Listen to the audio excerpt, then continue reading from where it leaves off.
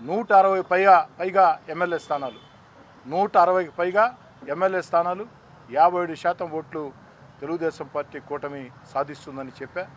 అదే నిజమైంది. ప్రజల మీద ఉంచిన నమ్మకాన్ని ప్రజలు నిజం చేశారు.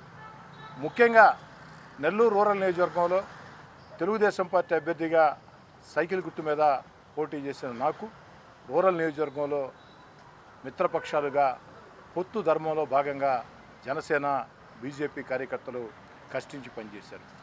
ముఖ్యంగా జన సైనికులు రూరల్ నియోజకవర్గంలో భారీ మెజార్టీతో నేను గెలిచేదానికి ఆర్నిస్లో కృషి చేశారు.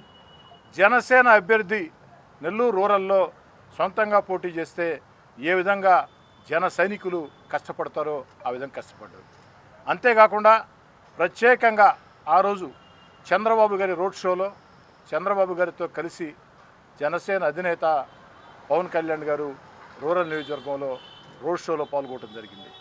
నెల్లూరు రూరల్ నియోజకవర్గంలో చంద్రబాబు గారు పవన్ కళ్యాణ్ గారు చేసిన రోడ్ షో కూడా నా భారీ మెజార్టీకి ఒక కారణం.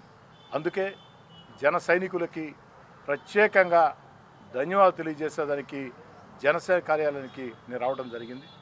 ఎన్నికల ముందు జనసేన కార్యాలయానికి వెళ్ళి నేను మాట చెప్పా.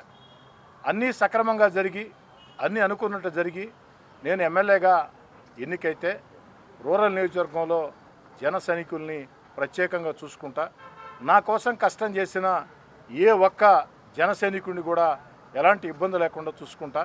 జన సైనికుల గౌరవం, సంక్షేమం, ఈ రెండు జనసేన కార్యకర్తల గౌరవం, సంక్షేమం రెండు కూడా అన్ని రకాల కూడా బాధ్యత తీసుకుంటానని మాట ఇచ్చా.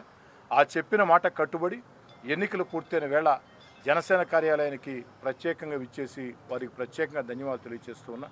రూరల్ నియోజకవర్గంలో నా కోసం కష్టం చేసిన జనసేన కార్యకర్తల్ని ఎప్పటికి కూడా వాళ్ళ నమ్మకాన్ని ఎక్కడ కూడా ఉమ్ము చేయకుండా వాళ్ళ నమ్మకాన్ని నిజం చేస్తూ నడవడిక ఉంటుంది. నెల్లూరు రూరల్ నియోజకవర్గంలో అధికారిక కార్యక్రమాలైనా మరే ఇతర కార్యక్రమాలైనా అన్నింటిలో కూడా జన సైనికుల్ని భాగస్వాములు చేస్తాం.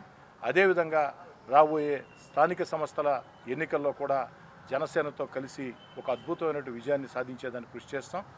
కష్టకాలంలో జనసేనలో కష్టం చేసి ముఖ్యంగా రూరల్ నియోజకవర్గంలో నాకు ఎన్నిక పనిచేసినటువంటి ప్రతి జన సైనికుడి రుణం తీర్చుకుంటారని చెప్పిన మాట ఇస్తూ తరచుగా ఈరోజు వచ్చామా వెళ్ళామని కాదు, తరచుగా ఓ 2 నెలలకు ఒకసారి ఓ 3 నెలలకు ఒకసారి జనసేన కార్యాలయానికి ప్రత్యేకంగా విచ్చేసి వారితో మాట్లాడటం జరుగుతుంది.